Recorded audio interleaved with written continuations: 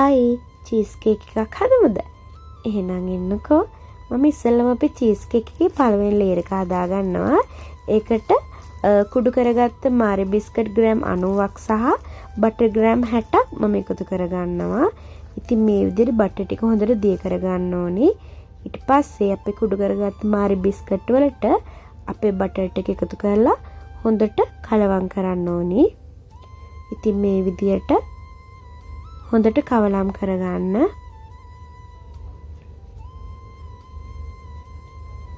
ඉතින් අපි මේ විදිහට හොඳට තද කරගෙන අපේ බිස්කට් මිශ්‍රණය හදා ගන්න ඕනි.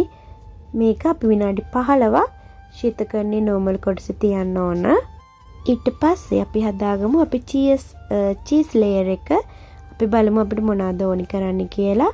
කුඩු කරගත් සීනි ග්‍රෑම් 100ක්, ඒ වගේම මුදවපු කිරි ග්‍රෑම් 100ක්, ක්‍රීම් චීස් ග්‍රෑම් 150ක්, ජෙලටින් මේස හැන්දක්, ඒ වගේම දෙහි බෑයක යුෂ අපිට අවශ්‍ය කරනවා. ඉතින් අපි දැන් බලමු අපි චීස් කේක් එකේ ප්‍රධානම ලේයර් එක කොහොමද හදන්නේ කියලා. ඉතින් එන්නකෝ.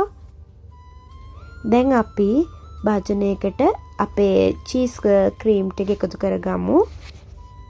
ඊට පස්සේ අපි ඒක කැට ගතිය නැති වෙනකන් හොඳට කලවම් කරගන්න ඕනි.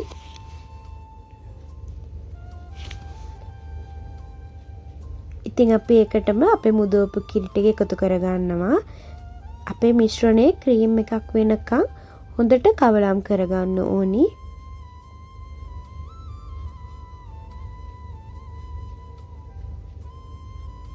මේ විදියට අපි හොඳට කවලම් කරගමු. ඊට පස්සේ අපි කුඩු කරගත්ත අපේ සීනි ටිකත් මේකට එකතු කරගමු.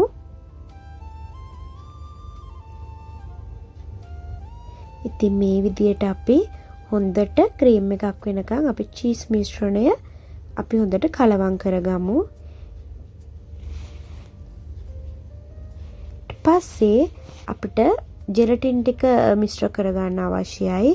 ඉතින් අපි ජෙලටින් ටිකට වතුර මේසෙදි 2ක් හෝ 3ක් දාලා හොඳට කවලම් කරගෙන අපි ඒක ඩබල් බොයිල් කරගමු. මොකද අපිට ජෙලටින් ටික හොඳට මිශ්‍ර කරගන්න ඕනි.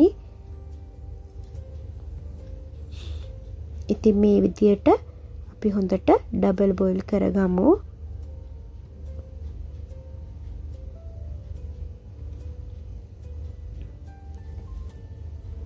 ඊට පස්සේ අපි චීස් මිශ්‍රණයට අපි අපේ ජෙලටින් ටිකත් එකතු කරගමු. ඊට පස්සේ ආයෙම හොඳට කලවම් කරන්න.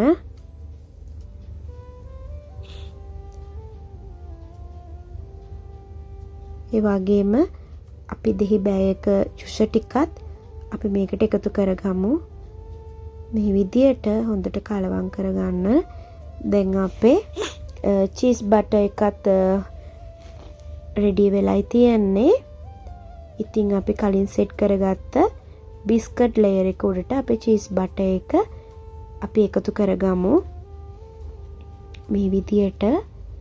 ඊට පස්සේ අපි අපේ චීස් ලේයර් එකත් සෙට් වෙනකන් ශීතකරණයේ විනාඩි 45ක් විතර අපි තියන්න ඕනි.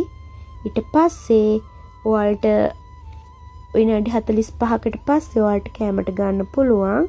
මම ඒකට ජෙලි ඇඩ් කරගත්තා.